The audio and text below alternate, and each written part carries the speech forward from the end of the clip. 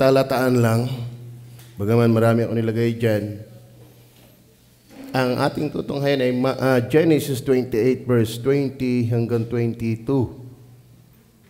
Magandang hapon uli sa ating lahat.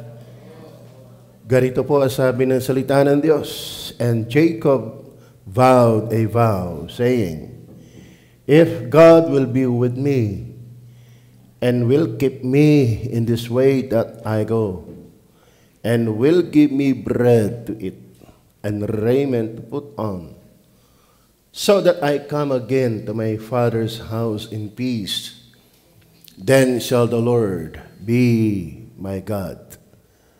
And this stone which I have set for a pillar shall be God's house. And all that thou shalt give me, I will surely give the tenth unto thee. Tayo mag-pray, Panginoon, pakikipagpala po sa pagkabasa pa lang ng iyong mga salita. Pakidalisay po ang aming buhay. Alam niyo po kami, higit sa pagkakilala ng aming mga sarili, higit sa pagkaalam ng iba. Ikaw ang tunay na nakakilala sa amin. Kaya wala kaming pwedeng itunghay sa iyo kundi ang iyong biyaya na kay Kristo Jesus. Banal Espiritu, ikaw po ang tunay na magpaalala uli sa amin. Tulad po ng napakinggan naming awitin, napakaganda. Tulungan niyo kami, Panginoon, na kami kinakausap palagi ng mga mensaheng patungkol sa iyo. Purihin ka po sa pangalan ng Panginoong Jesus. Amen. So, ang ating gabi ng mga Miyerkules ay pag-uusap sa giving. Ating napag-usapan yung Abraham's giving, the giving of Abraham. Ating mga pag-usapan ngayong gabi ang the giving of Jacob. Jacob ay apo ni Abraham, tama ba? Apo, ayan. At nais kayo paalaala na si Jacob ay wala pa rin sa panahon ng 10 utos. No, yung palusot ng iba yan bakit nagkasala si Cain ng pagpatay kung wala ang 10 utos? Diga? Alam niyo po, may law of conscience. No? Instinct na yun. Bagaman wala pang written law, laban na sa budhi ang pagpatay. Not necessarily nagkasala si Cain ng pagpatay ay naandun na 10 utos. Ang 10 utos, obvious, ibinigyan sa panahon ni Moises sa Mount of Sinai. Tama ho ba? So, sa panahon yun, sa panahon ni Eva, sa panahon ni Noah, ni Enoch, ni Noah, ni Abraham, ni Jacob, ni Isaac, ay wala pa ho ang Sabat. Yun lang naman ang gusto nilang wala pa ang 10 utos. Kaya noon, kahit wala pang 10 utos, naghandog na si Cain at si Abel. Tama? May offering nang ginagawa, wala pa ang 10 utos. Ang inihandog nga ni Cain ni Abel ay first fruits. Dahil panganay sa lahat, panganay sa hayupan. Si Abraham, kanyang inihandog ang kanyang anak. Ngayon, ating pag-uusapan din na wala pa sa ilalim ng 10 utos na hindi na tayo ilalim noon, ay hindi kasamang inalis ang giving tithes dahil wala na tayo sa ilalim ng kautusan. Ang giving ay giving pa rin, kahit wala na 10 utos. Ngayon, kung talagang sila ay lula sa tithes, edi gayahin mo yung kay Bernabe. Nagbili ng 1 bukid. Sige, wag na tayo maniwala sa tithes. Yun ang ating pairalin. Lahat ay magbigay ng 1 bukid. At ipinagbili nila ang kanilang ari-arian. At ipinamigay para sa pangailangan ng kalahatan. So, Ang giving ay giving. Dahil mga kapatid, maraming ipinapahayag sa giving. Pinapahayag ng giving na tayo nagtitiwala sa Diyos. Tayo nagbibigay sa Diyos, ibig sabihin nagtitiwala tayo sa Diyos. Ipinahayag din ng giving na tayo ay sumasamba sa Diyos. Sapagkat walang lalapit sa Diyos na walang dala. Ipinahayag din ng giving yung pag-ibig sa Diyos. The sincerity of our love.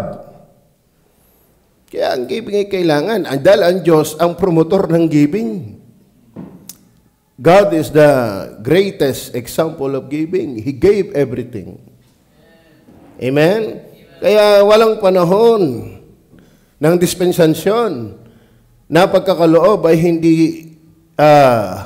dapat gawin. Dahil walang panahon, ang Diyos ay hindi nagbibigay. Tama ba? Siguro kung may panahon na ang Diyos ay hindi nagbibigay, pwede na rin may panahon na huwag tayo magbigay. Siguro yun ang panukdulan nating pangungusap. Ano? May panahon ba ang Diyos na hindi nagbigay at nagbibigay? May panahon ba? Wala. Ngayon, kung walang panahon na ang Diyos ay hindi nagbibigay, isa yun sa pinakamatibay na dahilan. Para laging ang usaping pagbibigay ay napapanahon.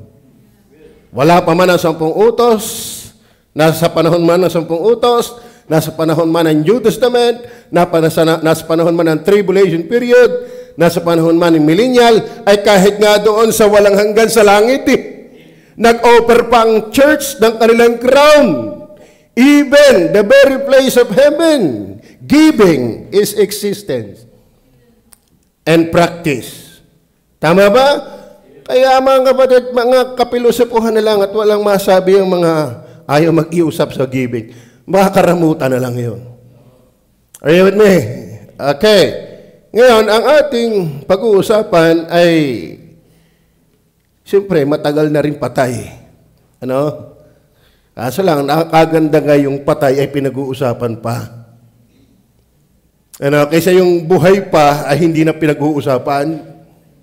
Tama? Ibig sabihin, may namatay na nauungkat at nabubungkal ang buhay dahil kapupulutan ng aral. At hindi basta aral, katotohanan. Amen? Sagyang minarapat ng Diyos na ang buhay ni Jacob ay masulat. Bagaman kilala natin siya nung una, siya'y pagod dahil ang dami niyang pagkakamali, pero still, pinagpala siya ng Panginoon. At ang bahaging pag-uusapan, marami tayong pwede pag-usapan kay Jacob, pero dahil tayo nasa buwan ng wika, tayo pinasa buwan ng usapan ay pagbibigay, eh di yung portion ng kanyang giving ang ating pag-uusapan. Klaro ba? Ang baging pag-uusapan natin sa kanyang buhay ay mga prinsipyong may kinalaman o kalakit sa ginawa niyang pagbibigay sa Panginoon. Sa ating binasa, "And this stone which I have set for a pillar shall be God's house.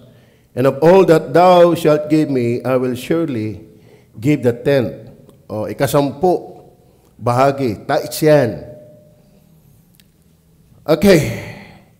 Siyempre, mga kapatid, ang ginawa niyang ito ay may kinalaman lagi ang pananampalataya sa Diyos.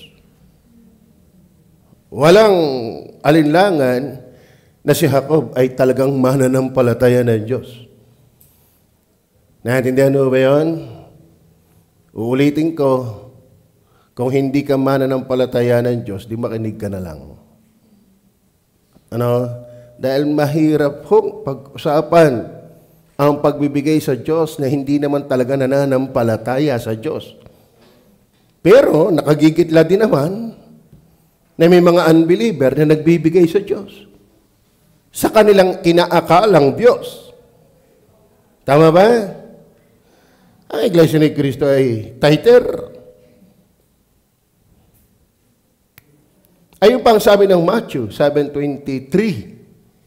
Hindi baga, Panginoon, sa pangalan mo kami nagsipanghula. At sa pangalan mo kami Nagpalayas ng demonyo. At sa pangalan may gumawa kami ng mga dakilang gawa. Dakilang gawa. Oh, siguro andun yung nag-donate ng bahay, nag-donate ng lupa, nagkuha ano-anong pinagbibigay. Mga malalaking gawa. Pero sabi ng Diyos, lumayo kayo sa akin.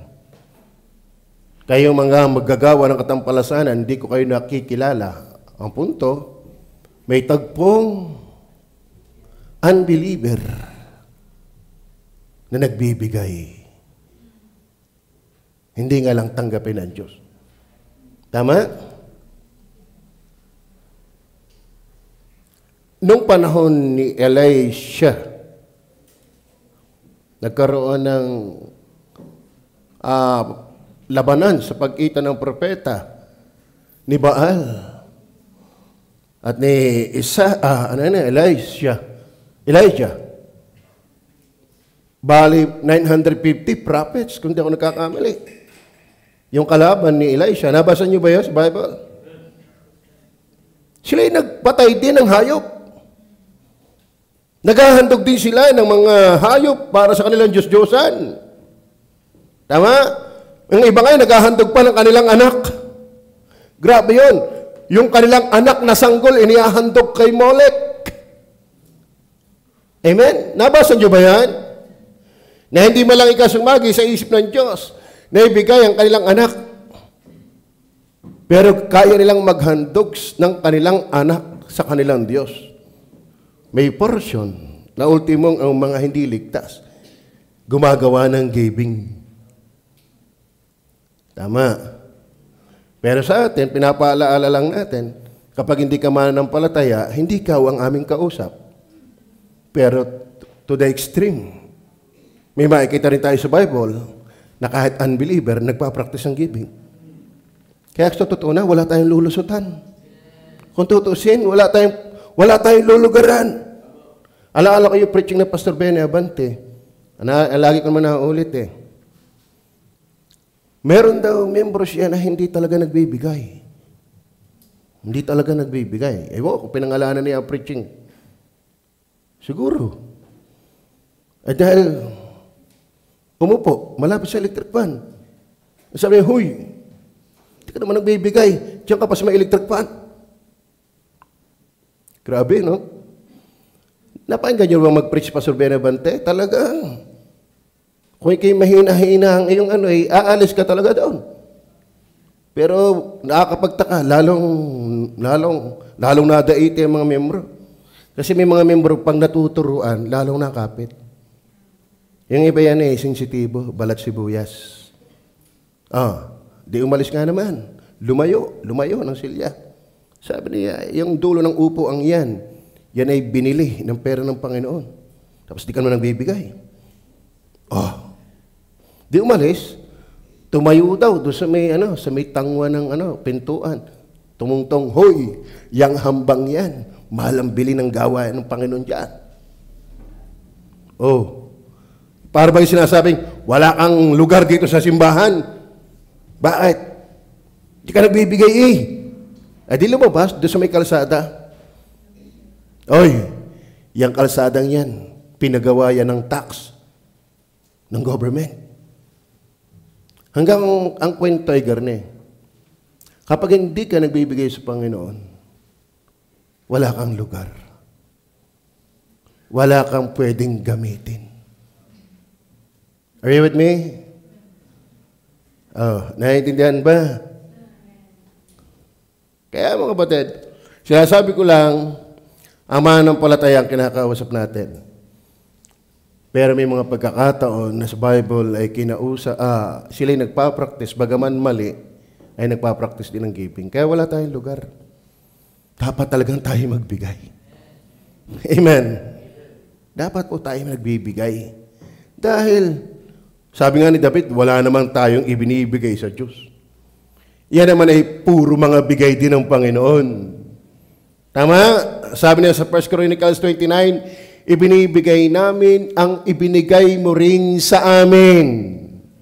Kayo ba'y naniniwala pa sa Bible? Amen? Kayo ba'y naniniwala pag-uusapan ng Bible? Sa totoo na mga kapatid, Yung ang hindi mananampalataya kahit paano, naiiwanan ng prinsipyo. Abay, lalong dapat ang mananampalataya. Ano? Ay, mahirap yung tayo yan, no? Walang lusutan. Hindi tayo pwede sa unbeliever. Hindi din tayo pwede sa believer. Eh, saan tayo? Tama ba? Ang unbeliever, kahit paano, may mga nagpa-practice din ng giving. Lalo ang tunay na believer. Ngayon, kung hindi ka nagpa-practice, saan ka lulugar? Are you with me? Okay. So dito sa ating pag-uusapan, mga kapatid, sa buhay na Job, o ni Job tuloy, ni Jacob. Ang ating pag-uusapan sa kanyang buhay ay mga prinsipyo may kinalaman o kalakip sa ginawa niyang pagbibigay sa Panginoon. Sapagat ang binasa natin, and Jacob vowed a vow, saying, if God will be with me, and will keep me in this way that I go, and will give me bread to eat, and raiment to put on, so that I come again to my father's house in peace, then shall the Lord be my God. May vow siya eh. And the stones which I have set for a pillar shall be God's house. Daming pangako niya, no? Mga kapatid, una nating dapat matutunan na prinsipyo na may kinalaman sa pagbibigay sa buhay ni Jacob. Sagya ko nalagyan ito ng good. Word of good honor. Bagaman yan ay word of honor, pero nilagyan ko na lang ng good. Kasi yung susunod may G. Kahirap na yung wala eh. Kailangan yan eh. Ano kapatid? May vow siya eh. Di ka? May vow siyang sinabi.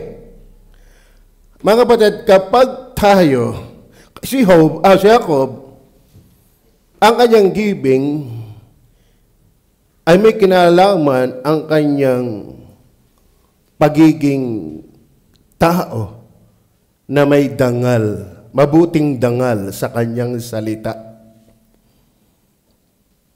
Word of honor. Are you with me? Mga kapatid, sa giving, iti nagre-replika ng ating tunay na pagkatao sa Diyos. Are you with me?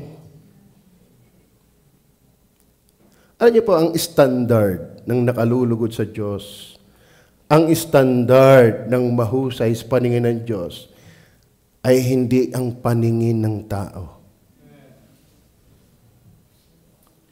Diyos mismo. Tama? Kasi maraming dishonest giving. Marami lang pero hindi honest. Are you with me?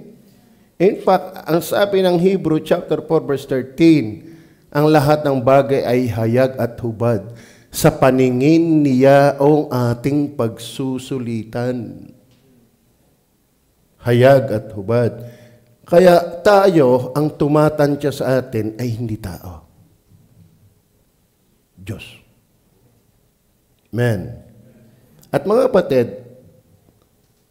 ang magbigay sa Panginoon ay may word of good honor. Bakit? Mapapansin po natin mga kapatid, yung kanyang ipinangako. Di ba pwede natin ang halalahanin si Hepta? Kilala niyo ba si Hepta? Di ba? Doon sa Judges 11:30, bago ko ituloy. Judges 11:30, tingnan niyo po yan. At nagpanata si Hepte ng isang panata sa Panginoon.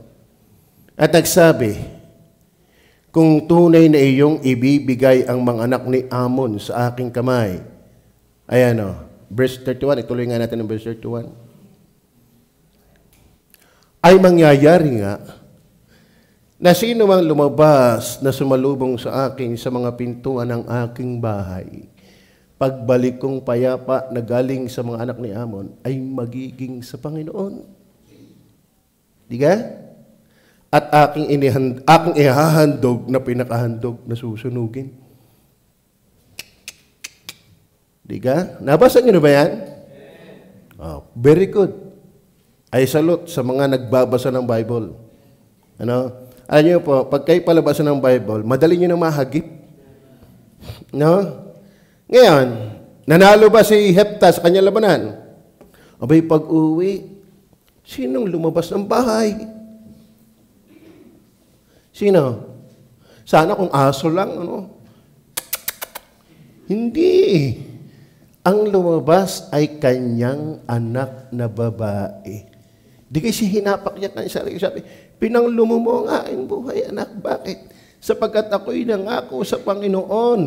Kung ako'y mananalo, ay anumang sumalubong saan pag-uwi ko'y ihahandog ko sa Panginoon. At ako'y hindi pwedeng bumawi sa aking sinabi. May word of honor. Amen. Amen. Sana tayo hindi puro sabi. Amen.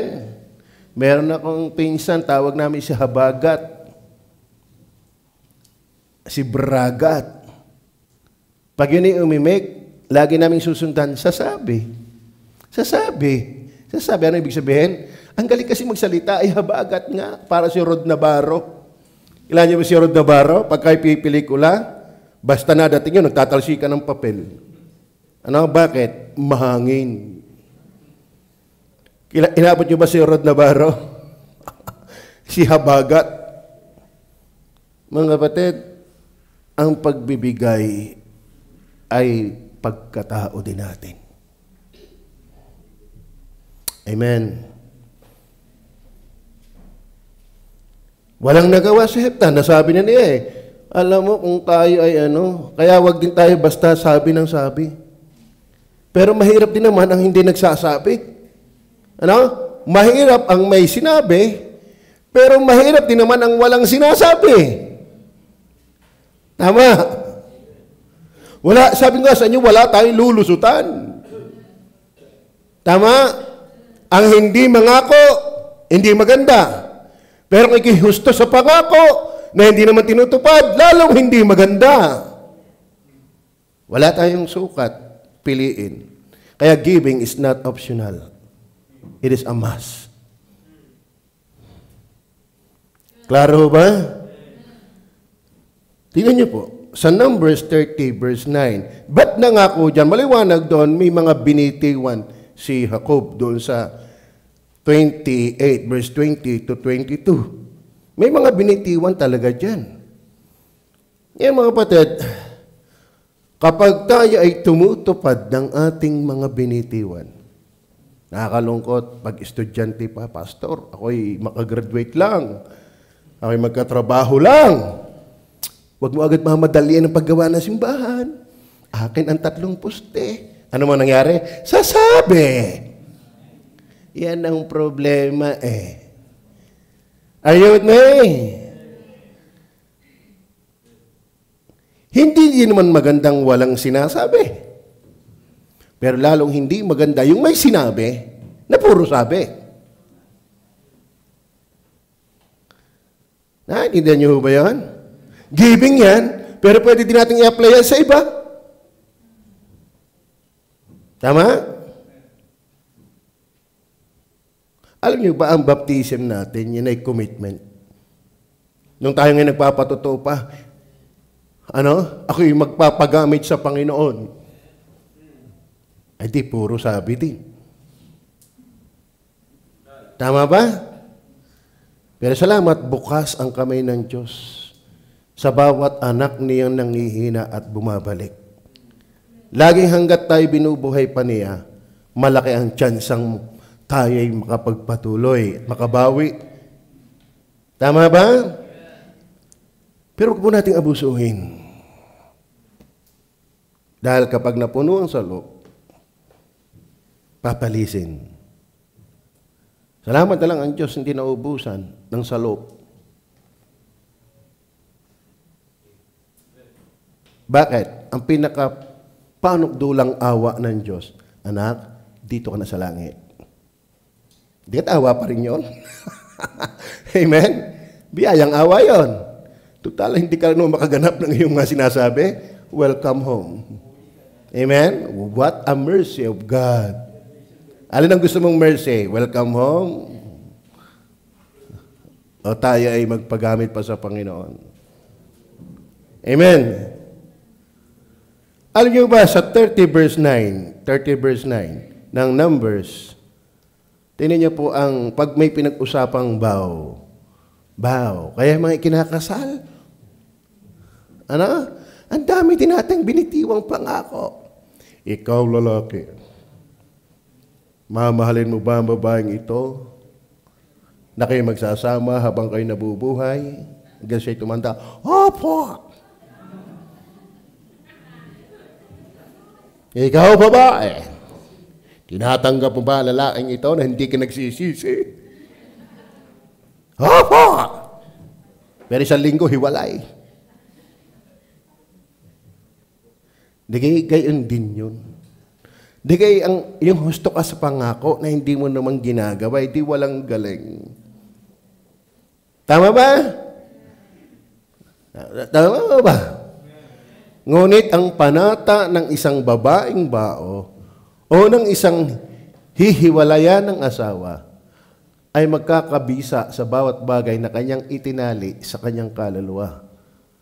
Ano ba yung mga ipinangako ay itinali sa kanyang kaluluwa? Ibig sabihin, mga kapatid, kaya word of honor, ang idea niyan, ikaw ay dapat faithful to what you promised. Jacob is faithful to what he promised. Mamaya makikita natin yan. Ang idea ay kayo tinalian. Alam mo, bawat sinalita natin sa Panginoon, dapat yun ay gumagapos na sa atin.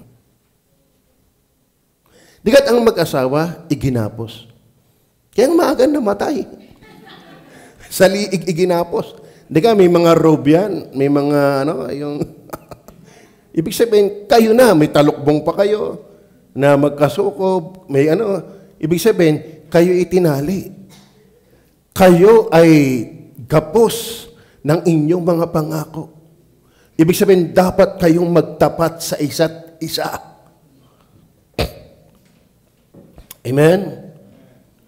Ganyan din, ang nagbabaw. Tingnan niyo po sabi ng talata natin binasa sa Numbers 30 verse 9. Ngunit ang panata ng isang babaeng bao o ng isang hihiwalayan ng asawa ay magkakabisa sa bawat bagay na kanyang itinali sa kanyang kaluluwa. Ang tawag po sa vow ay sa English yun, tali sa kanyang kaluluwa. Ibig sabihin, gapos ka na ng iyong pangako. But every vow of a widow and of her that is divorced, wherewith they have bound their souls, shall stand against her. Bound their souls.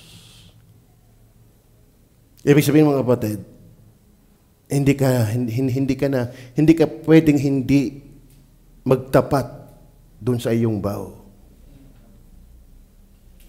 Are you with me? Totoo yan. Amen. Talagang commitment yan. Gapos. Kaya hindi tayo basta salita lang. Amen? Hindi tayo basta diha lang. Pag sinabi natin yan sa Panginoon, yan ay gapos na tayo. Tali na tayo. Bihag na tayo. Hindi na tayo pwedeng hindi gawin yon. At kung hindi gagawin yung kasalanan na yon. Ako iniwala ang hindi gumawa ng ipinangako sa Diyos ay nagkakasala. Tama ho ba? Doon sa Judge 11:30. Judge 11:30 and 39. Tingnan niyo po. Judge 11:30 and 39. Okay, ayan na pala yan. 1 Samuel 1:11. Ito yung mga nangako eh. Ito yung mga nangako. Maging si Hana, nabasa niyo ba si Hana? Bigyan niyo lang ako ng anak, ihahandog ko sa iyo. Ihahandog ko sa iyo habang siya'y nabubuhay. So ang ating munang idiniin, itong mga ito ay may mga word of good honor. Pag sinabi, gagawin. Nabasa niyo ba si Hana? Di ka? Tagal niyang walang anak. Siya iniiyamot pa ng kanyang karibal. Bakit yung kanyang karibal ay pala anak? Bagaman siya mahal na mahal ni Helkana, pero hindi makasapat ang pag-ibig ng tao kung wala yung pagkilos mismo ng Panginoon. Dinggin mo ako. Sa kanyang kapapanalangin na pagbintangan pa siyang anak ni, ano nga yan? Nabal. Nabal ba? Ano nga? Bilyal. Anak ni Bilyal. Ano ibig sabihin ng Bilyal? Worthlessness. Isa sa pangalan ni Satanas, Bilyal. Ibig sabihin, walang kakwenta-kwenta. Satanas talaga walang kakwenta-kwenta. Pero ang dami nasunod sa kanya. Bakit? Wala rin mga kakwenta-kwenta yun. Are you with me? At nung dinggin na ng Diyos si Hana sa kanyang panalangin, talagang pinangatawanan niya yung kanyang pangako. Alam niyo ba, ilang pang-anak ay binigay sa kanya ng Diyos? 4 yata eh. 4 pa? O 3? 4 pa. Sa chapter 1, chapter 2, binigyan pa ng anak si Hana. Mga kapatid, kapag tayo nagtapat sa Diyos, hindi ang Diyos hindi siya madamot. Alam mo, tayo wala, hindi dahil ang Diyos ay madamot. Baka hindi talaga tayo word of good honor. Amen? Kayo ba'y naniniwala sa salitahan ng Diyos? Ay baka tayo sa pamamaraan lagi ng tao nating ini. Alam mo, yung woman of Sarepta, kung tao-tao lang, patay yun. 3.5 years pa ang kagutom. Di ka? Ay nung dumating si Elisha, wala, akong kakanin, kaunting langis na laang at kaunting harina. Pag ibinigay ko ito sa iyo, mamamatay na kami. O sabi ni Elisha, sige, mamatay ka na, kanalaan muna yung harina at saka langis. Di ka? Sige, mo na mamatay ka na, basta akin ang langis at harina. Alam niyo ba, ibinigay, hindi na ubos ang langis. Kung siya'y nakatingin sa pamaraan ng tao, lalo siyang nautas. Alam mo, tayo hindi natin masubukan ng Diyos. Mas naniniwala pa tayo sa ating diskarte. Alam mo, hindi ka man yumaman, pero nasubukan mo ang Diyos. Hindi kahirapan yung masaya. Dahil napatunayan mo ang Diyos. Di ka? Ano sa totoo na? Kung ikaw ay malapit sa Diyos na mayaman, hindi mo naman totoong nai-enjoy ang yaman. Ang nai-enjoy mo, yung Diyos pa rin. Sa totoo na, ang tunay na mayaman na masaya sa Diyos, gagamitin din niya yun sa Diyos yung kanyang yaman. Bakit? Lalabas talaga ang tunay na yaman ay ang Diyos. Yung iba ay sasabing, okay, subukin lang ako ng Panginoon. Pag hindi ako nagkaroon, ibibigay ko rin sa Kanya. Hello, huwag ka umimik ng ganyan. Wala ka pa nga, hindi ka na maasahan. Mahirap yan. Sa habag ng Diyos, kung ay magsalita. Faithful to what He promised. Ang idea lang po ng word of good honor ay ikaw ay kumbaga sa kasalan, wala na akong karapatang hindi ka mahalin sapagat ako'y nagbitaw na ng napakaraming pangako. Ako'y gapos ng aking mga sinabi sa iyo. Makakalaglang yan pag ikaw ay patay na. Kailan ka mamamatay? Di ka? Ganun yun. Ganun yun.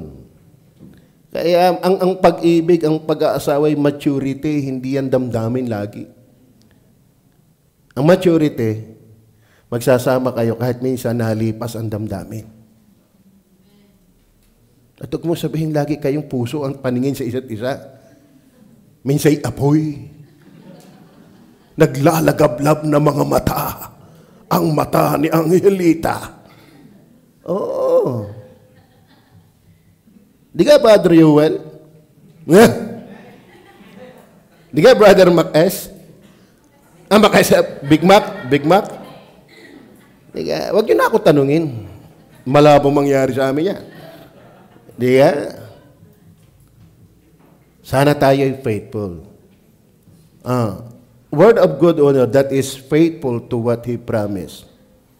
At alam mo, hindi, kinukuha ko lang yung esensya, pero talagang si Jacob, kung ano yung kanyang pinangako, kanyang ginawa. Not only faithful to what he promised, siyempre, fulfilling what he promised. Fulfilling what he promised. At makakapansin natin yan, kinukuha ko lang yung word of good honor. Kapag ikaw ay nangako, gapos ka na ng iyong sinabi. Naintindihan niyo ba yan? Nakakalungkot ng iba, ang daling bumali sa sinasabi, ano? Walang prinsipyo yung ganun. Yung madaling bumali. Lalo kayong mga lalaki sa love life nyo, ha? Huwag kayong bali-bali. Alam mo, mahal kita, hindi nagustuhan, punta na uli sa iba. No? Yung pala may sinusubukan lang siya ng babae. Pwedeng ganun. Tama? Ikaw pala na magayaan. Ang kanta ng sanlibutan, ikaw pala'y salawahan. Tama? Alam mo, marami sa giving salawahan. Tama. Ibibigay ko ba o hindi? Wala kaming bigas Wala kaming isda ngayon Nauunawaan naman ako ng Panginoon. Ayan na nga ang sinasabi ko. Ang sarap ni kinagutom dahil kinagtapat. Kayo ba nakaranas ng magutom? Dahil ibinigay mo rin yung dapat sa Panginoon? Aba, may kita ng Diyos yan, yung nagsakripisyo ka. Lalo pag sanay ka sa fasting, kaya mo yung ibigay. Kaya ko nga mag-fasting maghapon. Tama ba? Alam mo. Minsan sana tayo hindi salawahan. Pag ipinangako na natin sa Diyos, ipaglaban natin yun. Tama? Kaya nga mahalaga din yung budgeting. Huwag kang totoo, ang daming pinagbibili. Walang masama kung hindi apektado yun sa Panginoon. Pero ikaw ay bumili ng bumili, na wala tuloy yun sa Panginoon, dapat tayo ay guilty doon. Dapat tayo ay guilty ron. Amen? Kasi apektado ang pagkatao natin sa harapan ng Diyos. Tama? Abay, humada ng humada. Pati sa Panginoon ay dinali. Ay kung yun ay sa palayanan, pati yung binhi ay iyong kinain, ay wala kang aanihin sa susunod. Kayo ba'y naniniwala pa sa salita ng Diyos? Sa totoo na, kung hindi man tayo yumaman, pero hindi tayo maghihirap. Basta magtapat lang tayo sa Diyos. Oo. Sabi ni David, ako'y naging bata at ngayon matanda na. Hindi ko nakitang namalimos ng tinapay ang matuwid. Tama? Ako'y naging bata at ngayon matanda na. Pero hindi ko nakitang namalimos ng tinapay ang matuwid. Kung hindi ka man mayaman. Pero yung mga kapatid, ang tunay na yaman, proteksyon ng Diyos. Kalusugan. Kaligtasan, kapatawaran, kagalakan. Bakit? Perke ka, marami kang pera, masaya ka talaga? Perke ba, lahat ng latest ng cellphone nasa iyo na? Ang tanong, nagagamit mo ba yan na sabay-sabay? Di pahili laang. Pero kasarap ka na may gadgets na malinis ang iyong budi. Hindi na nakikipagsabayan ka sa mundo. Hindi ka naman nakakasunod sa kay Kristo. Nako. Kaya ang mundo'y pride of life. Love not the world, neither the things that are in the world. Ano na doon? Lust of the eyes, lust of the flesh, and the pride of life. Wag lang di masabing nakakasabay sa mundo, pero naiiwanan naman si Kristo. Are you with me? Not only faithful to what He promised, but fulfilling what He promised. Deuteronomy 23 verse 21 and 22. Tingnan niyo po. Pagka ikaw ay magpapanata ng isang panata sa Panginoon mong Diyos, huwag kang magluluwat ng pagtupad. Sapagkat walang pagsalang uusisain sa iyo ng Panginoon mong Diyos at magiging kasalanan sa iyo. Are you with me? Kinuha natin yung mga bahaging yan kasi ito naman po ay kabuuan din ng buhay ni Job. Bakit? Ni Jacob. Bakit? Mamaya makikita natin. Talagang ginawa ni Jacob yan. Ano? And then, verse 22, yes. Ngunit kung ikaw ay magbawang, aba, maganda ko sibuyas sana yan eh. Tingnan natin yung verse 22, di ko alam yan. Ano yung magbawang? Okay, paminta siguro. Tingnan natin sa English. Ano yung magbawang? Okay. But if thou shalt forbear, parang natong lahat lumalim, ano? To bow. Ano yung to forbear? Maglikat. Hindi. But if thou shalt forbear to bow, it shall be no sin. Hindi. Magbawang. Ano yung forbear? Ayaw, mas magaling pa, wag na nga ako. Worst comes to worst, mas magaling pa nga yung walang sinabi, kaysa kayo may sinabi, hindi mo naman pinag-igi.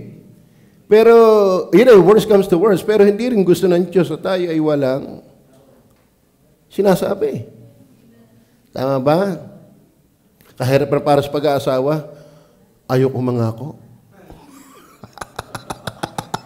Di ka? Anong hirap ng pag-aasawang yon? Ako'y walang sasabihin sa iyo. Ay siya, itigil ang kasal. Di ka? Pero worst comes to worst, magaling pa ikaw yung walang sinabi. Kaysa may sinabing, hindi ka naman nag-igi. Naintindihan mo ba yun? So dapat, pag tayo nagsalita, mayroon tayong word of good honor. Ano yun? Faithful to what He promised and fulfilling what He promised. Then finally, at number 3, ito'y maganda din natin makita. Fear of God. Why He performed His promise. Kaya pala, merong word of honor kasi may takot sa Diyos. Kaya gagawin ang kanyang sinabi. Kaya tayo ba'y takot pa sa Panginoon? Ako'y natutuwa kay Utoy, bata pa. Yan minsan nagutom. Lapit sa akin, Daddy, tulungan naman ako. Bakit? Nakain ko yung pantay sa offering, ako'y gutom na gutom. 30 pesos. Sige tayo, bibigyan kita. At least nagsasabi. Siya kasi ang giving niya 20%. Nakakatawang bata pa, alam na niya yun. No? Automatic na yan, kasi tinuturoan namin. Oo, tay, tatanggalin mo ng ang tithes at ang offering. Opo. Pero pag siya'y nagalaw niya, nagsasabi siya, Daddy, kasi nagbabitamin siya ngayon eh. Natakaw. Pati yung kanyang baon na pakaalman. Pero at least na-guilty siya, Daddy. Nakain ko po yung pantay sa offering ko. Tulungan mo ako. Di tinulungan ko. At least nagsabi, tama, magsasabi ka. Baka binili mo ako ng fishball, yung ties din pala yun. Hindi ka? Pakunwari ka pa may pasulubong sa akin, yung pala yung idinamay mo pa sa nakaw mo. Ano? Okay. Isaiah 19:21. Tingnan niyo po ang Isaiah 19:21. Ano po sabi ng Bible? At ang Panginoon ay maikilala sa Ehipto. At maikilala namang Ehipsyo ang Panginoon sa araw na iyon. Oo, sila'y magsisamba na may hain at alay at magsisipanata ng panata sa Panginoon at tuto pa rin. Tingnan niyo ha? At ang Panginoon ay maikilala. May kinalaman talaga ang Panginoon. Magsisisamba na may hain at alay. At magsisipanata ng panata sa Panginoon. At tutuparin. Mga kapatid, hindi may kinalaman ang pagsamba, paggalang, pagrespeto sa pagtupad ng ating mga pangako. So, ibig sabihin, we do not respect God.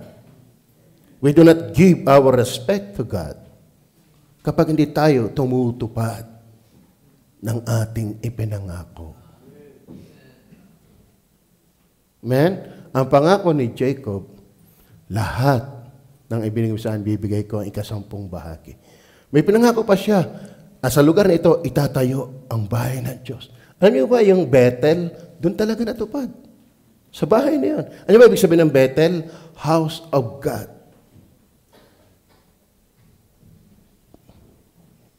Dami nang napakinggan ko nung bago pa tayo, Pastor, estudyante pa. Pag ako'y gumraduate, akin ang 3 poste. Kahit 3 toothpick, wala eh. Amen? Akin ang 3 poste. Nakakalungkot kahit 3 toothpick, wala. Pati siya, wala.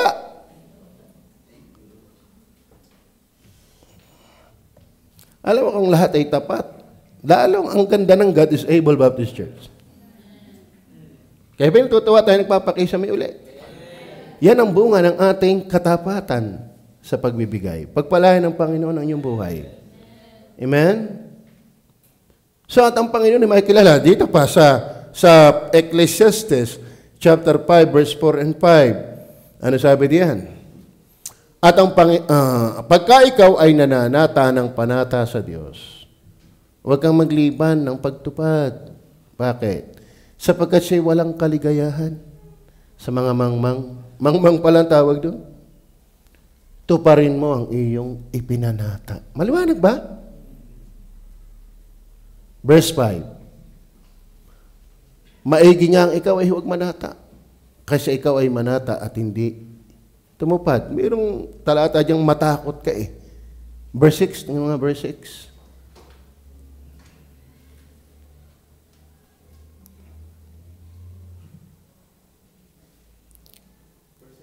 Verse 7. Sapagkat sa karamihan, hindi ito eh, si gender ito eh, gender ito. Panaginip eh. Tama nga pala. No? Okay. Okay. Sapagkat sa karamihan ng mga panaginip ay may kawalang kabuluhan.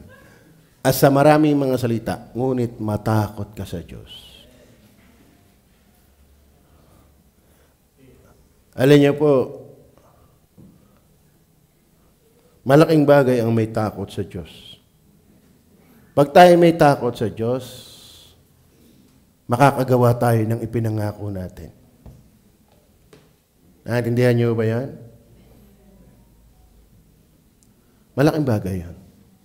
Minsan tayo takot sa gutom eh. Mas malaki pa ang takot natin sa gutom kaysa sa takot sa Diyos. Mga kapatid, sa totoo na, yung hindi ka makakain kahit isang araw, benefit din yan. Kalahin mo, pagkabata mo na gumiling yan tiyan mo, pahingahin mo naman. Amen? Kaya may benefits ang prayer and fasting. Sa totoo na, pag-aralan nyo sa Google, may blessing ang fasting. Tama? Ngayon, wala kang makain, pero may pera ka, sa Panginoon, huwag ka na matukso. Nakasunod ka pa sa Diyos, napaganda pa ang kalusugan mo. O di ki mag-soul winning ng tanghali. Sumama ka sa worker. Yan ay para-paraan. Di ka? Talaga kayo walang almusal, walang tanghalian. Saan ka ngayon ang Bible study? Oh. Amen? Punta agad sa ano? Iisipin agad, sino kayong hindi nakaka-attend? Ano? At bibisitahin ko. At bago ako mimik, kayo may pagkain dyan. Di ka? Salamat sa biyaya ng Diyos na ako'y matutong magbigay, hanggang ngayon ako'y nagbibigay pa rin. Ako'y natutong magbigay sa Good Shepherd. Hanggang ngayon, ako'y nagbibigay pa rin. Noon, 10% lang. Counting offering. Pero nakakaya nang sabihin yung aking offering eh. Kasi, pag nag-usapan sa prayer and fasting, meron doong 60%. Meron doong 75%. Kaya ko ito natahimik na eh. Ano? Ano pang aking pag-iingay? Pero hindi naman natin ipinag-iingay kung ano pa man. Di kayo sabi, Romans 16, kino-comment yun. Pating isiniwalat ni Pablo ang Macedonia to challenge the Corinthians. So, hindi naman tayo kaya nagsasalita ng gano'n ay para ipagbida. Kundi i-challenge yung mga hindi nagawa ng gano'n. Amen? Ay di, bahala na tayo kung ano ang motibo talaga natin. Pero kung ang motibo natin ay para i-challenge yung mga hindi nagawa ng gano'n. At tayo naman dapat ina-challenge nga. Tama ho ba? Ako po iniwalang may malaking kinalaman ang pagkatakot sa Panginoon kung bakit may word of good honor. So fulfilling to what He promised, faithful to what He promised, fulfilling what He promised, and fear of God, why He performed His promise. Tayo ba'y takot pa sa Panginoon? Mas mahirap yung yung Macedonia, no? Ang hirap-hirap. Pero nagbibigay. Alam mo, meron nagsasabog at lalo nagkakaroon. Meron namang nag-iipon, lalo lang nawawala. Dikat, gaya na sabi ng talata, at ang kaluluwa na mapagbigay ay tataba. Kaya mga kapatid, mag-practice tayo ng giving. Magbigay tayo ng tithes. Kaya ba na nga ako magbibigay ng tithes? In fact, mga kapatid, more than promise yan. Yan ay sa Diyos talaga. Tama. Then number 2, not only word of good honor, works of God experience. Mararanasan natin ang Panginoon.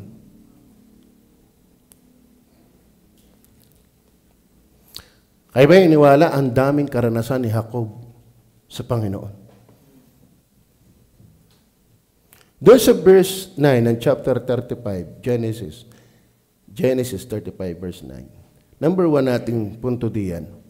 In Jacob's giving, he experienced God talaga. Verse 9, at ang Diyos ay napakita uli. Sarap, may uli. Kasi may pangako siya. Kaya mga kapatid, masarap ang may pangako sa Diyos. Makakauli ka sa Diyos. Amen? Makakauli ka sa Diyos. Kasi maraming Kristiyano hindi na makita ang Diyos eh. Bakit? Walang pangako sa Diyos eh. Una, appearance of God again to Him. Mga kapatid, wala na akong pinakamaganda na ang Diyos ay nai-encounter pa rin natin sa ating buhay. Nilaman sa totoo na nakakalungkot yung ang ating buhay, naturingan na lang ang talagang mananampalataya. Kristiyano, pero walang walang timyas. Walang malagong relasyon sa Diyos. Di ba't ang ating buhay ay relationship sa Diyos? Parang pag-aasawa yan. Di ba't ang lalaki at ang babae ay may kaugnayan? Pero meron pong mag-asawang matabang. Kaya ba iniwalang may mag-asawang matabang? Di ka? Kulang sa bitchin. Kulang sa magi. Kulang sa... Kayo bang mga mag-asawahan ay matamis pa? Amen? Kayo ba ay talagang pulot pa rin? O amagi na? Di ka? Expired na. Pero meron nga nakakabot ng 50th wedding, yung ang tawag doon, golden. Kakatawa yun, 50 taon sila pa rin at sweetang-sweetan pa rin.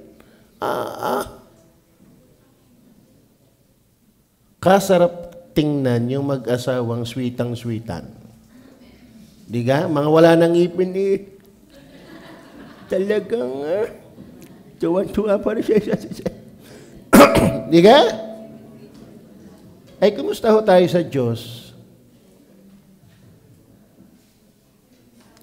Nagpapakita pa ba ang Diyos sa atin uli? Dahil may pangako si Jacob sa Diyos,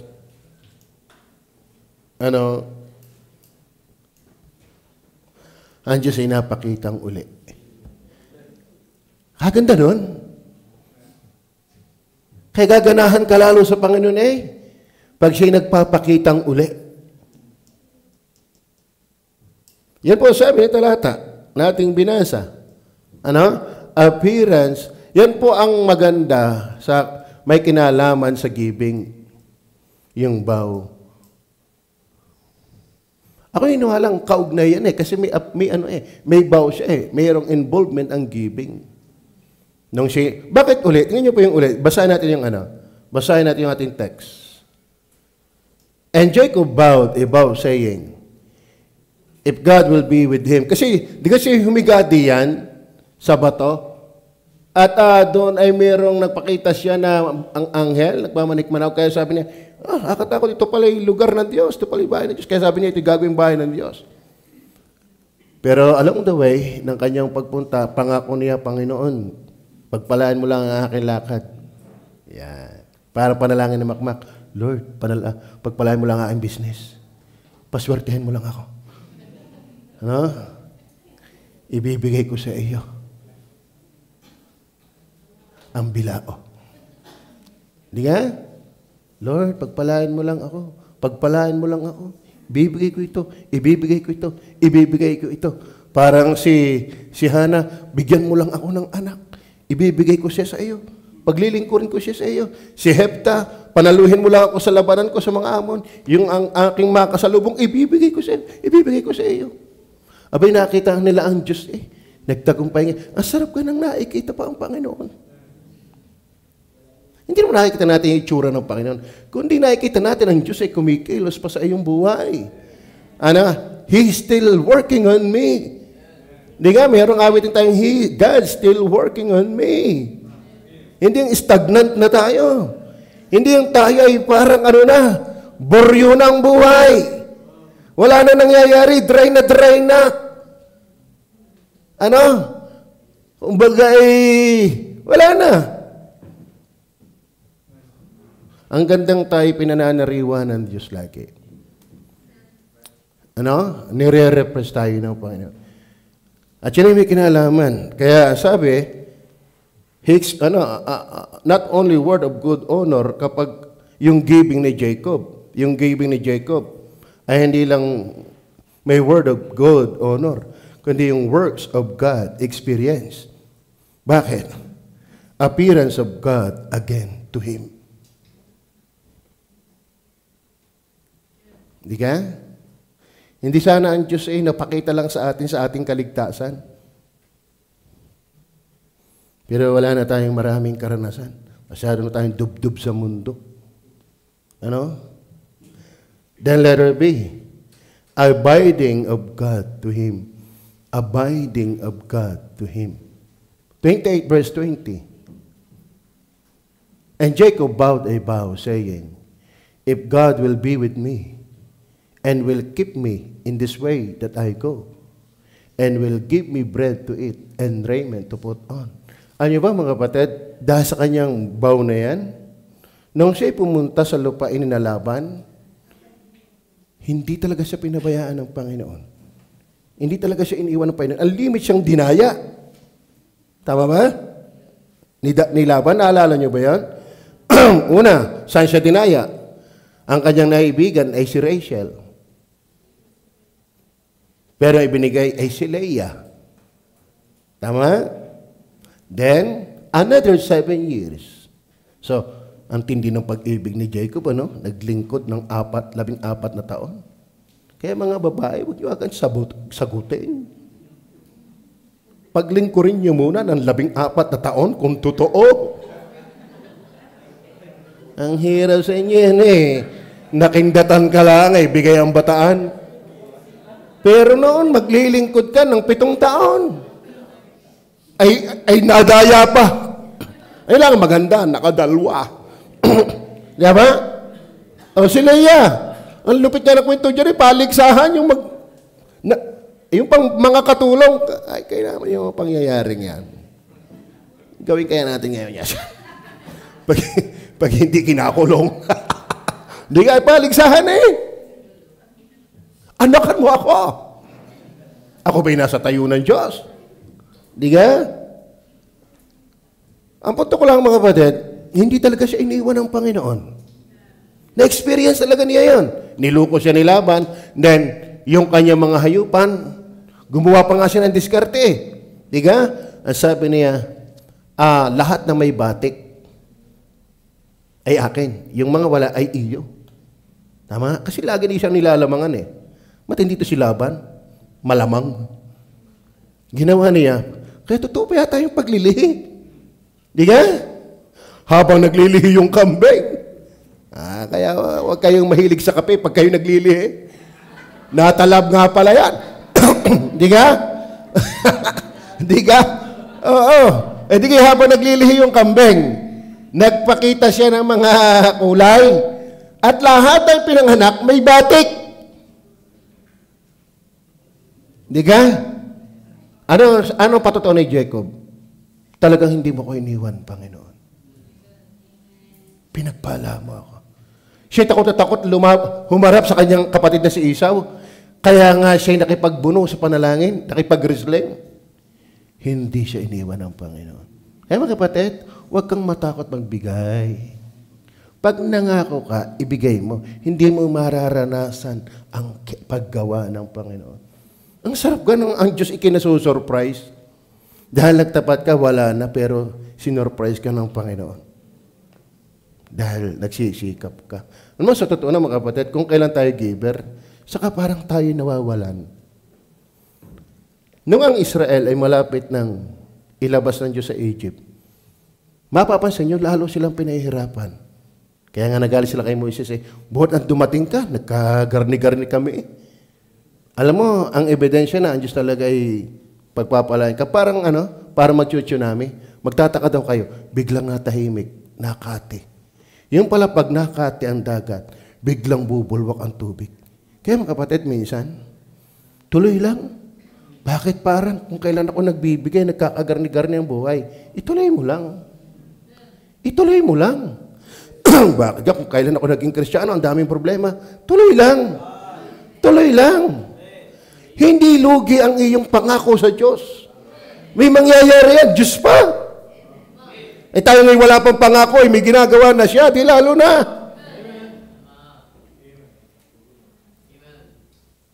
Siyempre, ginagawa ng Diyos na tayo deserving.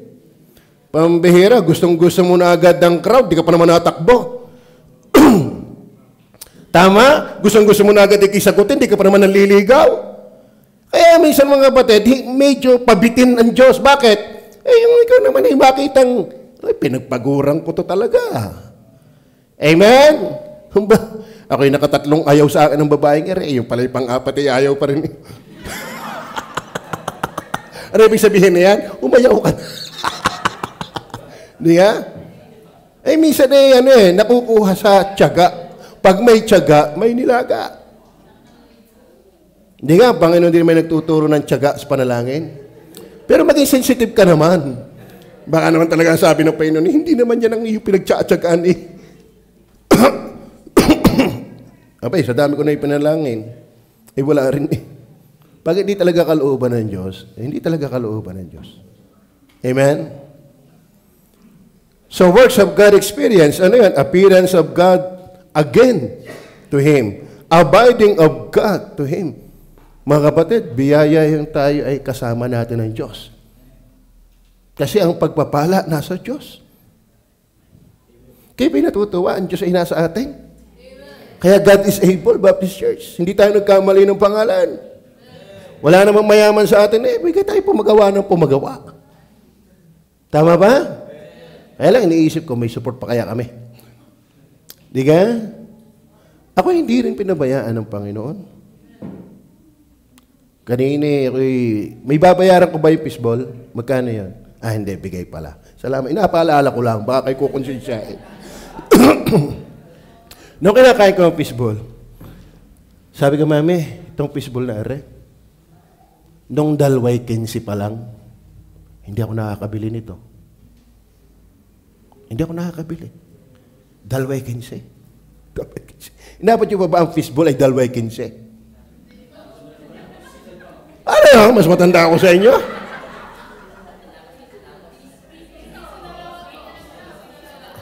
Hindi nyo na inabot. Baka naman kayo hindi lang nabili noon. Ano? Pero dalaway 15 yan. Ang sarap ng sausawan. Alam nyo ba ako hindi nakakabili sa kawalan? At ay, karul ko lang aking, dahil gusto ko ako na may mahiyain. Hindi naman ako yung palahingi kahit ako'y garne. Pero ako'y gusto ko. Pero wala eh. Pero ngayon, bigay lang, 2 tundog pa eh. Sabi ko kay madam, tawa-tawa sa akin si madam eh. Awawa naman dati ko, walang pera. Sa totoo diyan. Pero mga kapatid, nakakatawa yun na nasa Panginoon, nakakapagpahirap ka pa. Nakakarating ka kung saan-saan. Naiitid pa kami doon sa gutom na gutom kami ng simula. Nung kami matamba ka na. Kanya-kanyang bigay, baka kayo wala na diyan. Baka kayo wala na diyan. Yung palang ulam, masarap lahat talaga sa simula. Pero pag nagtatagal ay lahat na ng diskarte, uyam. Pero salamat sa inyo mga membro, nakarating kami doon. Talagang kita ko mga riyan luwa ang bituka eh. Ano? Kalahin mo yun, nakakarating tayo ng mga ganon. Ako ngayon nakarating ng Vietnam. Nakapag-preach pa ako ng English doon. Pero ako hindi ko magawa dito yan. Ako'y pagtatawanan ninyo. Pero doon, tagal ko nag-preach, may taga-interpret ako, shout wow, yaw. Parang maramdam ko si Paul Wasser ako ginaganahan lalo ako Ano? May interpreter pa rin naman Ano? Amen din naman wow. Ano yung miswa? Diga? Nakakatuwa ang Panginoon. Hindi kanya iiwanan. Ibinigay ko ang aking buhay, ibinigay ko ang aking giving. Napapakita ang Panginoon. Nakita ko ang Panginoon, iningatan kami doon. Delikadong aeroplano. Tapos bagyuhan. Salamat sa pag-iingat ng Panginoon. Abiding, hindi lang yan. 35 verse 10. 35 verse 10. Ano sabi diyan? And God said unto him, Thy name is Jacob.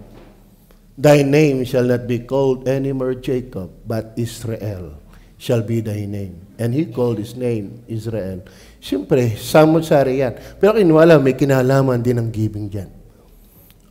Kasi, kung hindi siya nangako, papunta doon, wala siyang pakay. Wala siyang drive. Kaya maging ang prayer niya, driven by what he promised to God. Tama? Lord, pagpalain mo lang ako. Ano ba, pati pag altering of God to Him.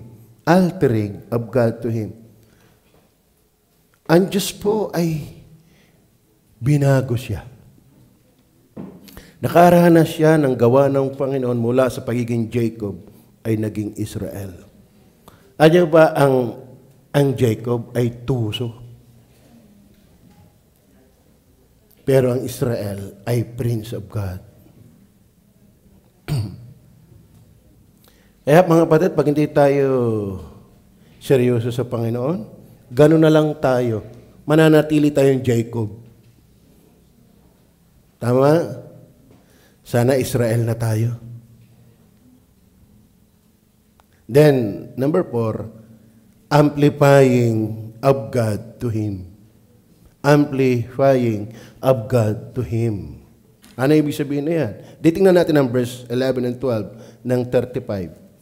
Kaya mga kapatid, makikita mo doon sa kanyang Jacob's offering, the giving of Jacob, andun yung word of good honor, and then yung works of God experience. naranasan talaga niyang siya itaas at palakihin, pagpalain ng Panginoon. At sinabi sa kanya ng Diyos, ako ang Diyos na makapangyarihan sa lahat. Ikaw ay lumago at dumami ka. Talagang masarap namang ipanalangin yung mga giver ikilumago at dumami ka. Diga? Pero pagka mga urong-sulong, naku, huwag siya nang dumami ang lahi nyo. Amen? Parang nung, pag nakikita si Jimuel, mga pastor, ay sundin na agad. Sundin na ang inyong anak at maganda pa. Eh nakita yung isang anak ng pastor. Eh kambal. Ay sabi, Brad, tama na. At latak na nalabas. Latak na daw ang nalabas. Amen? Kagandagang padamihin ng Diyos. Bakit? Pag dumami ang Jacob, di ang daming giver. Tama ba? Kumusta ba kayo? Kayo ba'y masarap paramihin? Amen. Kayo ba'y masarap paramihin? Masarap bang dumami ang tingting? Amen? Masarap bang dumami ang Eric? Masarap bang dumaming milik? O, tanungin mo na lang yung sarili. Ako kaya? Tingnan nyo, sabi, balik natin talata. Balik ang talata. Tingnan nyo po. Verse 11. Yung talata. Sinabi sa kanya ng Diyos, ako ang Diyos na makapangyarihan sa lahat. Ikaw ay lumago at dumami ka. Isang bansa at isang kapisanan ng mga bansa ang magmumula sa iyo at mga hari ay lalabas sa iyong balakang. Verse 12, at ang lupaing ibinigay kay Abraham at kay Isaac ay ibibigay ko sa iyo at sa iyong lahi pagkamatay mo ay ibibigay ko ang lupain. Naranasan ni Jacob ang gawa ng Panginoon. Appearance of God again to him, abiding of God to him, altering of God to him, amplifying of God to him. Then, number 3, involves sa giving of Jacob. Word of God, honor, works of God, experience, worthy gaze to God. Ano po mga kapatid, kung bakit si Jacob ay may ganong giving, kasi meron siyang tama at dapat, nararapat, karapat-dapat na pagtanaw sa Diyos. Kaya ba iniwala na ang mangako sa Diyos ay dapat lang? Siya ba'y karapat-dapat sa pangako? Ano bang tingin natin sa Diyos? Ang Diyos ba'y ating nakikita pa, na-appreciate pa? Tayo ba ay namamangha pa sa Diyos? Tayo ba talaga ay nagmamalay pa rin sa Kanya? Tayo ba'y nakatitig pa rin sa Kanya? Ang likod sa Kanyang mga binitiwang pangako at pagtupad nito ay nakikita niya ang Diyos ay karapat-dapat. Ano nakikita niya sa Diyos? Number 1, worthy gaze to God. Yung to God's promise. O God's promise. Siguro God's promise. 35 verse 14 and 15. Na ating binasa kanina. Yun ba? At si Jacob ay nagtayo ng isang batong pinakalaala sa dakong pinakipag-usapan sa kanya ng Diyos. Yan. Nakabalik na siya dyan. Talagang kung ano yung kanyang sinabi, binalikan talaga niya yon. Kaya naman, sinamahan talaga siya ng Panginoon. At Jacob ay nagtayo ng isang batong pinakalaala sa dakong pinagkipag-usapan sa kanya ng Diyos. Haliging bato. At binuhusan niya ng isang inuming handog. At binuhusan niya ng langis. Verse 15. At tinawag na Jacob na Bethel ang dakong pinakipag-usapan sa kanya ng Diyos. Tinawag niyang Bethel, bahay ng Diyos. Pinahiran pa ng langis. Ano ang ibig sabihin natin? To God's promise. Ang Diyos ay karapat-dapat dahil sa kanyang ipinangako. Yan. To God's promise. Ayan, nalito na ako doon. To God's promise. Nawala ako tuloy. Ano? Pakitulong nga ako. So, nandun ako sa idea ang Diyos ay karapat-dapat tingnan dahil ang Diyos ay ang kanyang pangako ay karapat-dapat. Ang kanyang mga pangako ay karapat-dapat. Ang Diyos po pag nangako ay totoo. Tama ba? Kaya naman siya ay nagpakaigi din sa kanyang pangako dahil ang Diyos na nangako ay totoo din. Tumbasan po natin ang Diyos, kundi man sakdal, ang Diyos po ay dapat makita nating worthy sa kanyang mga pangako. Then to God's person, to God's person, sa kanyang being. 34 verse 14 and 15, tingnan po natin. Malapit na po ako matapos. At si Jacob ay nagtayo ng isang batong pinakalaala sa dakong pinagkausapan sa kanya ng Diyos. Haliging bato, at binuhusan niya ang isang inuming handog at binuhusan niya ng langis. At ginawa ni Jacob na Bethel ang dakong pinakapag-usapan sa kanya ng Diyos. So, ang Diyos po ay tipong persona na dapat tratuhin ng ganun. Ano? Doon sa Ecclesiastes chapter 5, verse 4 and 5. Ibinigay ni Jacob ang kanyang ipinangako dahil worthy ang Diyos na bigyan ng kanyang ipinangako. Kita niya na ang Diyos ay karapat-dapat. Kita ho ba natin na ang Diyos ay karapat-dapat pagtuparan ng ating mga pangako? Amen? Sabi nga ni David, yung aking ibinibigay, iyo din naman. Tama? Oh, nabasa natin itong Ecclesiastes chapter 5, verse 4 and 5. Ano? Nabasa natin yan. Then last,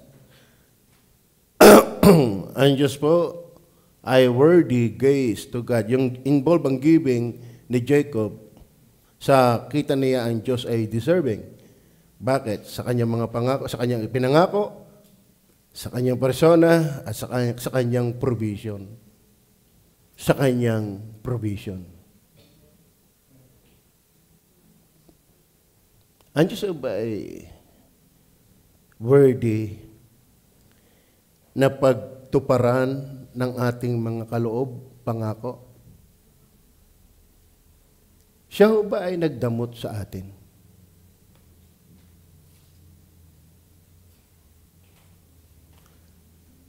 Pinabayaan ba tayo ng Diyos? Sa inyo palagay, kayo ba'y pinabayaan ng Diyos? 35 verse 9, tingnan niyo po, 35 verse 9, Genesis. At ang Diyos ay napakita uli kay Jacob nang siya'y manggaling sa Padan-aram at siya'y pinagpala. At siya'y pinagpala. Gaano katagal bago siya bumalik doon sa kanyang lugar na pinangakuan ng Diyos? Ang tagal. Ay makuha lang niya yung kanyang napangasawa ay 14 na taon na. Tama? Ay yung pang malalaki na mga anak, si Simeon, ilang taon na kaya yon? Dumami ang kanyang mga pag-aari. So siya'y bumalik doon, kita niya ang Diyos ay deserving pag-alayan ng kanyang pinangako. Bakit? Siya'y pinagpala. Kaya ba'y pinagpala rin?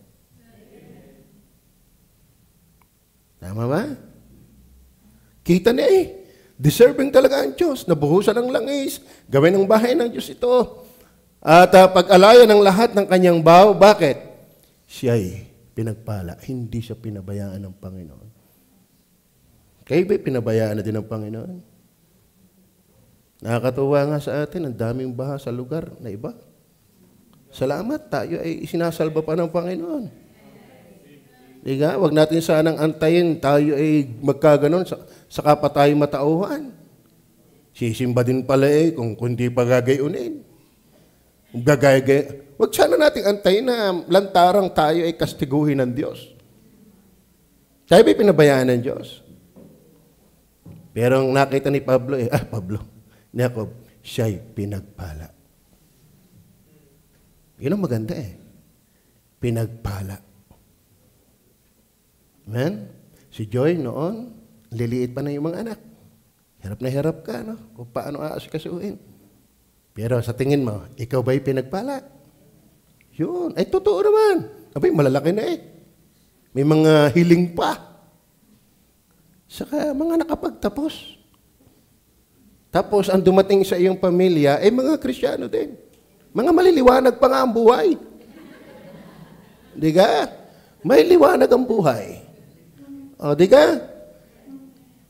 Kayo ba'y pinabayaan? Nakita ni Jacob, worthy gaze to God. Bakit? Pinagpala Kayo ba'y pinagpala? Kayo ba'y malay na kayo pinagpala? Yung ligtas ka, di kayo pinagpala ka na? Oh, ito'y walang babanggit lang nung hindi natin, alay may pagpapala din kay Makmak. Nung kasagsagan si Utoy, may sakit. Ang laki ng nagastos. Siguro kung wala kang may sakit na gano'n, lalong tiba-tiba ang iyong business. Ibig sabihin ngayon, tiba-tiba. Wala na kasi pinagagastos. Lumingon ka lang, pinagpala. Nakita kayo yung result ng CT scan ng kay Lorna. Maraming nananalangin sa kanya. Kapatid, pinagpala. Tayo ba pinagpala? So dapat makita natin yan. Kaya ang Diyos ay deserving pang tuparan ng ating pangako. Dapat makita natin tayo hindi pinabayaan ng Diyos. Ano ho? Then 14-15, last na talata, verse 14 and 15. At si Jacob ay nagtayo ng isang batong pinakaalaala sa dakong pinagkipag-usapan sa kanya ng Diyos. Haliging bato. At binuhusan niya ng isang inuming handog at binuhusan niya ng langis. Verse 15. At tinawag ni Jacob na Bethel ang dakong pinagkipag-usapan sa kanya ng Diyos. Ano yan? Bumalik siya doon. Ginawa niya ang kanyang sinabi. Dahil nakita nga niya na hindi siya pinabayaan ng Panginoon. Kaya mga kapatid, kung talagang tayo malay na hindi tayo pinabayaan ng Diyos, ba't hindi tayo magbibigay? Amen?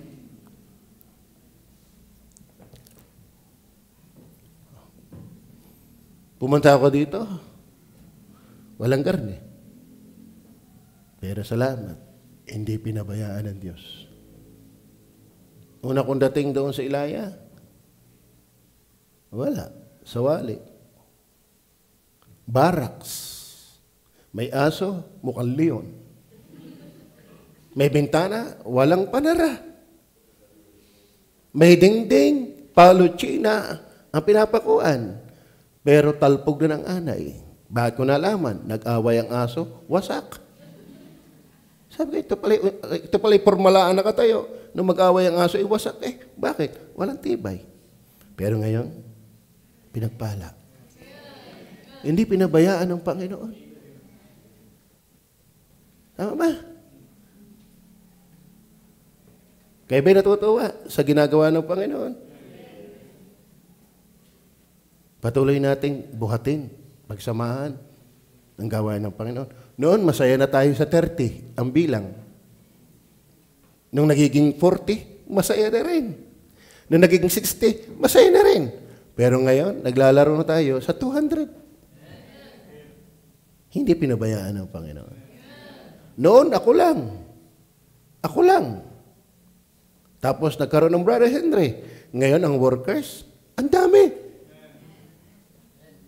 Tama? Yun nga ang problema. Wala nang mag-love gift. Bakit? Ang tingin mayaman. Pero salamat, tama, God is able. Baptist Church. Pero salamat, nung birthday ni Pastor Nantes, may isang ninang uling lumapit sa akin, inaanak! Sabay hawak ang kamay. Ayun, ramdam ko. Iba itong bumate. Praise the Lord. Ang tingnan ko 20. Hindi. Biro lang. Ibinigay ko agad sa asawa ko, baka magtampo. Kaya ako, kahit magkasunugan ngayon, laging balik kay Mrs. Ako'y natutuwa sa Panginoon. Count your blessings and name them one by one, and you will surprise what the Lord had done. Pumunta ako dito, walang asawa. Ngayon may asawa. Maganda pa. May anak. Ang galing nga ng Panginoon. Kinuhag agad yung panganay. Handog sa kanya. Bakit? Kamukha ko raw.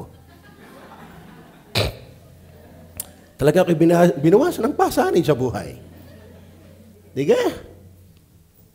Kayo ba'y masaya? Saya, mga kapatid, matuto tayo sa buhay na maganda ang may giving. Si Jacob ay may pagbibigay. Tayo ay mag-pray.